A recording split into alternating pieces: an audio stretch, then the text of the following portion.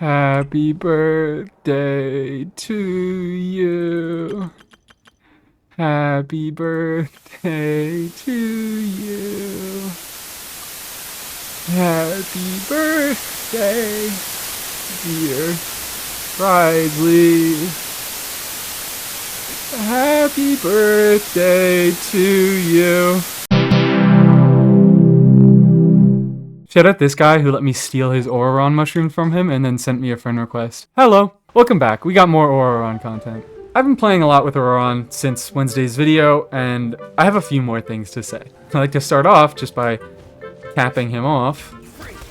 I don't know if I'm going to get him to level 90 today. I don't have the Mora for it. I've been leveling up artifacts all week. I'm playing like an idiot. I turn on the camera and I immediately just forget how to rotate. Although, you know, maybe I can... Yippee! Alright, moment of truth, moment of truth.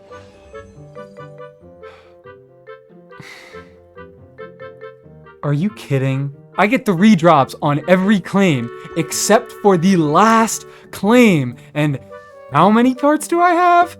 23. I'm losing my mind. And finally... I'm not yet powerful enough to probe the boundaries of death, but thanks to you, the end now seems a little further away. Don't worry. I won't take advantage of that to do any irresponsible things. On that, you have my word. What a good kid. Alright, let's check. Do we have enough? Come on. Alright, close your eyes, everybody. Close your eyes. It's not what it looks like.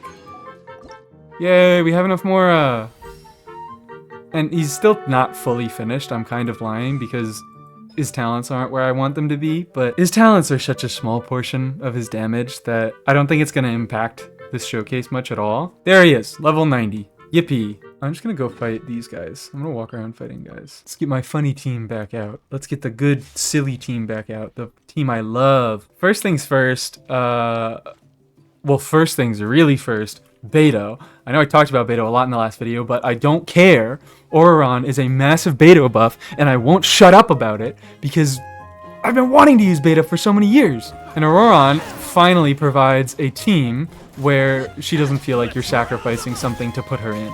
He's AoE reliant, he is an electro unit that provides a decent amount of elemental particles on his skill cast. He provides some minor grouping. I also want to talk a little bit about his gear because I didn't talk about it much in the last video and I think I actually misrepresented it a little bit. You can see I still have Aqua on him. I haven't swapped over to Fav, but I have realized that energy generation or energy recharge is much more important than I thought it was.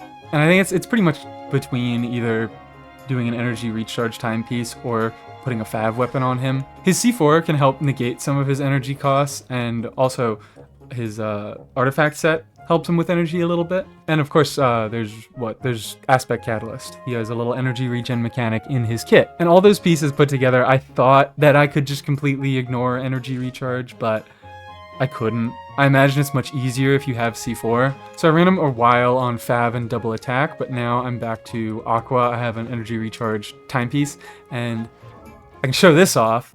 Entire team is on attack percent goblets. Because when you're not running Bennett and the Pyro Resonance, attack is actually a little hard to come by. And especially with all the damage percent buffs we're getting, like with his artifact kit, I think 2025 is going to be the year of the attack percent goblet. Starting with our Lord and Savior Chaska, of course. Oh, I didn't cast my burst? Okay.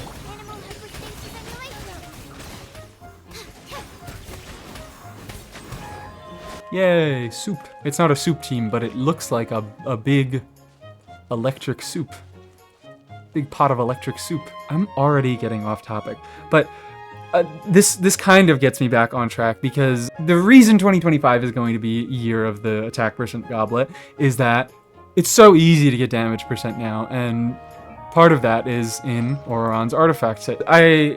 I was obviously using Scroll of Cinder City throughout the video, but I didn't mention it at all for some reason.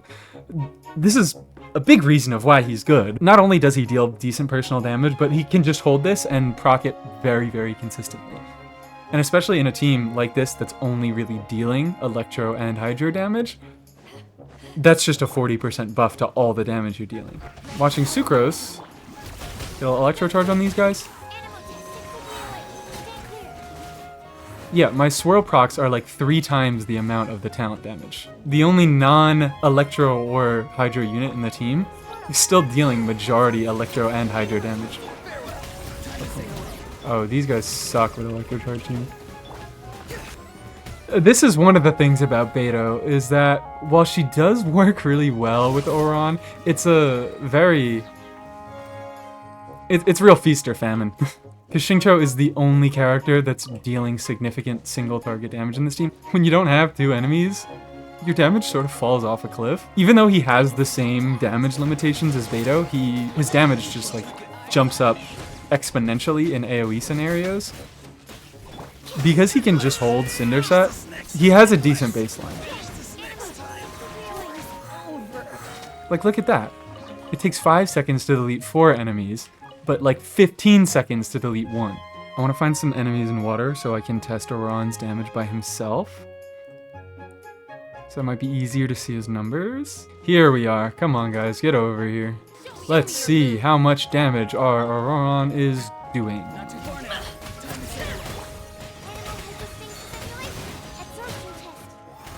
I really can't tell. God. This is not much easier. I'm gonna go to the domain. Okay. Back to the AoE domain. Alright. What do I do? Okay. So we want to be looking for those procs. Those lightning bolt procs that are dealing a little over 10,000 damage. Those are the Ororon procs. And I didn't actually end up showing it in the last video because my bitrate was horrible, and I finally fixed it so I can show proper combat showcases without the video being ground into dust. I was getting similar procs when he was level 70. Actually, that's because he was on a different timepiece, wasn't it? Alright, I'm gonna compare this other build because this one is more focused on damage, but he obviously has... That's not enough energy recharge. This isn't a proper Ororon build, I want to preface. I'm only doing this because this is the build that I was using in the first video. Not too far now. Time to say hello.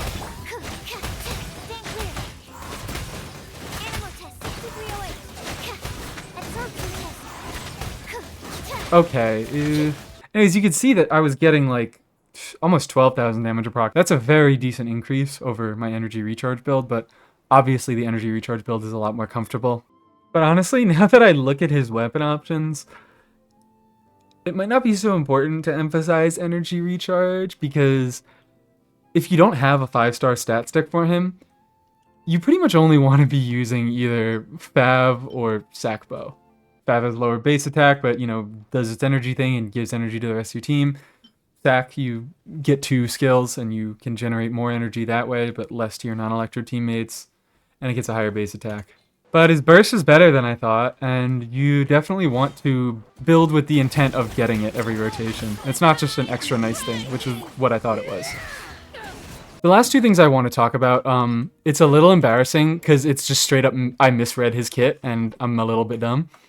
Number 1 is regarding his constellations. I sort of glossed over his constellations in the last video, but as you can see now, I have C1. I went a little further on the Linny banner and I grabbed C1, and C1 is his best constellation. It's still not necessary. He still functions very well at C0. I played around with him a little bit at C0, but I can't say that C1 isn't a significant increase. I misread it, and I didn't talk about it much because I thought it was a 50% increased damage to the last opponent that his skill hit. But no, it's all of them. Because he's a 4-star, I just assumed that it would be a worse con than it was. But it's not. It's pretty decent. It's a uniform boost to his primary damage source. The second one is actually a little worse than I thought. They're basically... C2 is just a bad C1. Basically, it's a small universal damage boost. Minimum of 8%, maximum of 40%. Whereas C1 just has minimum of 50%, maximum of 50%. It doesn't scale the exact same way, but numerically C1 is his best constellation. C4, I mentioned it mostly just helps with energy regen stuff, and C6 is actually not very good. 10% attack isn't that great, surprisingly enough. And he does get a little extra damage boost when he casts his burst, but it's a one-time hit. Whatever. The second thing that I wanted to talk about is I kept talking about, oh, he's an electrocharge character, he wants hydro, and he still does. But there are actually two ways to build his teams.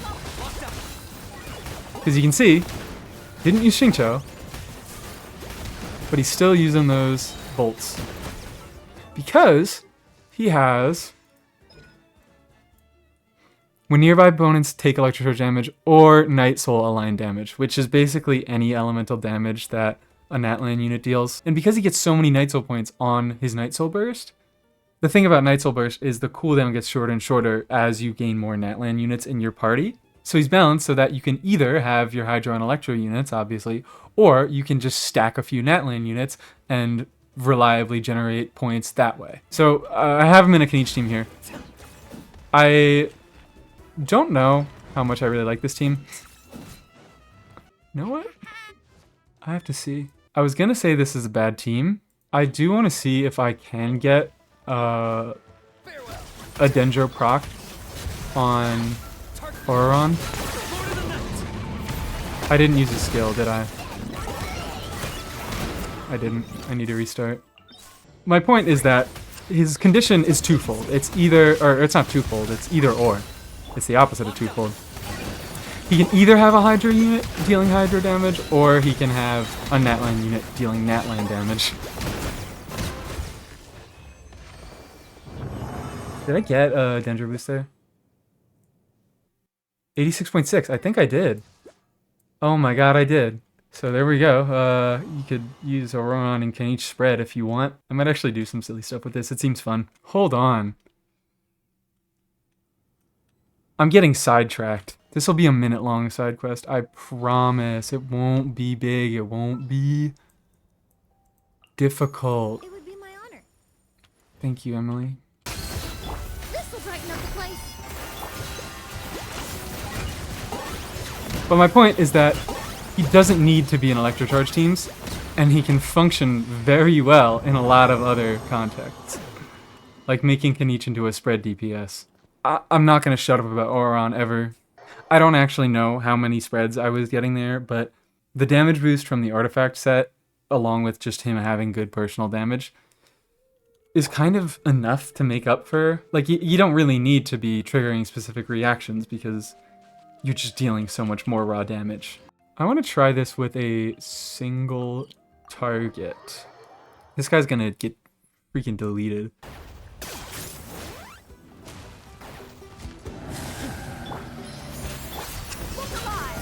Not too far now. Time to say hello. Locked up. The Lord of the Night.